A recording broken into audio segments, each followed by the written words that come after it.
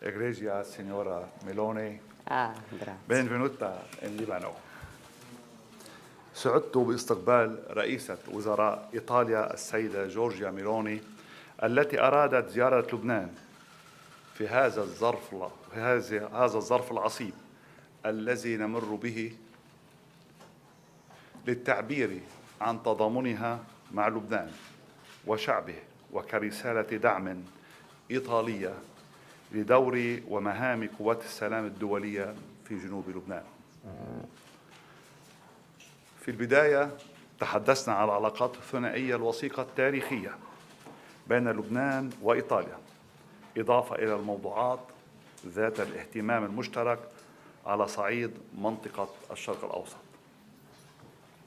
ثم تناولنا الحرب الدائرة في الجنوب، وجددنا التأكيد أن الحل الدبلوماسي يجب أن يتقدم على الحرب والعنف والدمار، ويتمثل أولاً في التزام إسرائيل الكامل بوقف إطلاق النار والتقيد بالشرعية الدولية وبتطبيق قرار مجلس الأمن الدولي رقم 1701 بشكل كامل، وقف الخروقات للسيادة اللبنانية.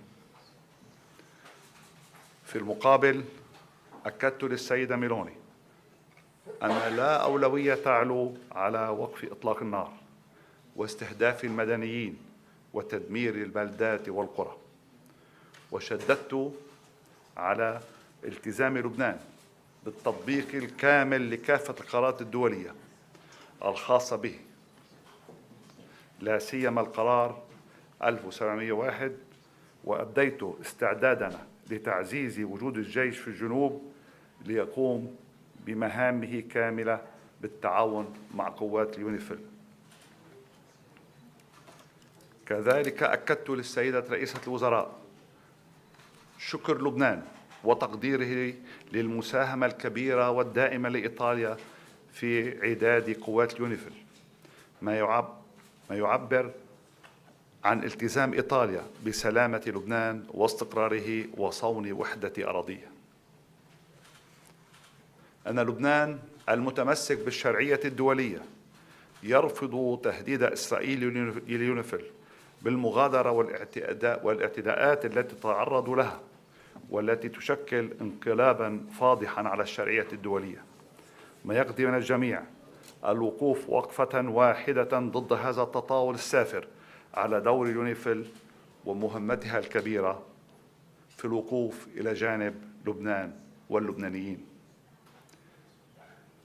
كذلك فقد شكرت رئيسة الوزراء على دعم بلادها المستمر للجيش اللبناني وتعزيز قدراته لتمكينه من القيام بكل المهام المنوطة له. كما شددنا على وجوب الإسراع في انتخاب رئيس جديد للجمهورية، وهو الأمر الأساسي لإطلاق ورشة الإصلاحات الاقتصادية المطلوبة وإطلاق عجلة النهوض الاقتصادي بدعم أصدقاء لبنان في العالم. إن لبنان دفع ويدفع فاتورة غالية ثمن الصراعات الخارجية، وما يحصل حاليا يجب أن يكون درسا لجميع الأطراف اللبنانية أن النائب لبنان عن الصراعات الخارجية هو الحل، وأن سيادة الدولة اللبنانية على أراضيها هو الحل لكل المشكلات القائمة. سيدة مولوني, Your Excellency Prime Minister Giorgia Meloni, I extend a warm welcome to you in Lebanon. Your consistent support and friendship toward our nation have been deeply appreciated. We hope that your solidarity will assist Lebanon in overcoming the challenges that confront us, ultimately putting an end to hostility towards Lebanon and its people. Grazie mille. Well, I thank Prime Minister Mikati and my friend Najib for his warm welcome and our always useful exchange of views. I want to say that I'm proud of being the first head of government to visit Lebanon since the beginning of the military escalation, and the only one who visited twice since October 7 last year. And my presence here today is, first of all, an expression of solidarity and closeness to civilians from all sides who are suffering from the consequences of the conflict. As you know, Italy, together with the other international partners, has been calling for a 21-day ceasefire for weeks now. And I want to thank the Prime Minister, as well as Speaker Berry, whom I'll meet later today, for having accepted this proposal. For it is very, very important for us. I came from Brussels, where I attended the European Council, and obviously the crisis in the Middle East was at the core of our works. And I can assure you that we are all working for a sustainable ceasefire in Gaza and here in Lebanon. We are supporting negotiations for the release of Israeli hostages from the hands of Hamas, and we are all striving to find the best ways to assist the civilian populations hit by this war.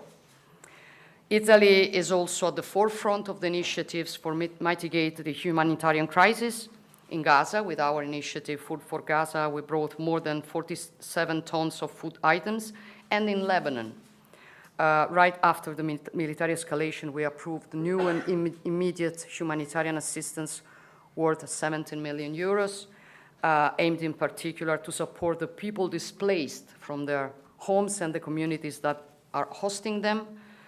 But I'm also here in Lebanon to thank all the soldiers deployed with UNIFIL and with the Italian bilateral mission, MIBIL. These soldiers have contributed for years to the stability of the border between Lebanon and Israel, and they will be needed in any post-conflict scenario. True. This is why I repeat that I consider targeting UNIFIL unacceptable, and I ask once again that all parties strive to ensure that at all times the safety of each of these soldiers is guaranteed. This is also why I'm convinced that UNIFIL must be strengthened. Only by strengthening UNIFIL while maintaining its impartiality, we will be able to turn the page. And I think that we have to come back to the initial mission of UNIFIL and to do it properly in coordination with LAF. I'm also convinced that the Lebanese armed forces must be put in the best conditions to be able to assume their responsibilities. The goal is to increase the overall capabilities of the Lebanese security forces by strengthening the current training and education programs in agreement with the Lebanese authorities. I discussed all these topics with Prime Minister Mikati, and I agree with him on the need for a full and actual implementation of UN Security Council Resolution 1701. This also means that south of the river Litani, there must be no other military presence than that of UNIFIL and the LAF. As Italy, we also have a bilateral mission, MIBIL, that is part of the International Support Group in Lebanon, aimed precisely at strengthening the training of Lebanese military personnel. We will try to do more on this. It is not by chance that in the framework of the G7 defense that is taking place today in Italy, we convened a meeting with all the participants to reflect on how best implementing these tasks together. In such a complex and uncertain scenario as the one we are living in, I also believe that it is crucial to support Lebanese institutions, including in the process to strengthen them. I'm not the kind of leader who wants to tell others what they should do. But this nation is suffering, and having functional institutions is key to being able to defend its interests. It is a reflection that I believe is shared by the whole leadership of this nation, and I can assure is that Italy is ready to give all the help that might be needed if requested, also on this front. I also discussed in depth with Prime Minister Mikati the dramatic situation of the internally displaced people, and we also covered the refugee crisis that has been affecting Lebanon for so long. We have estimates of more than 1 million displaced people in Lebanon, on top of 1.5 million Syrian refugees. Regarding the displaced people, as I said before, Italy is committed to bringing this topic to the European and the international level to give our hand. And for the refugees issue, Italy has been engaged on this topic for a long time, and we're working with our European partners to create the conditions needed to allow the return of refugees to Syria, a return that obviously needs to be voluntary, safe, sustainable, and dignified. We support to this end the efforts by the UNHCR, and to the same end, we strengthen the Italian diplomatic presence in Damascus. To conclude, dear Prime Minister, you know you can always count on Italy. Thank you.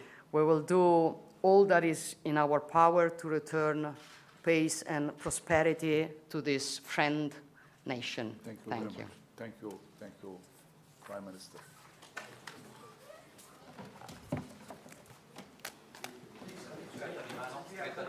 Foto.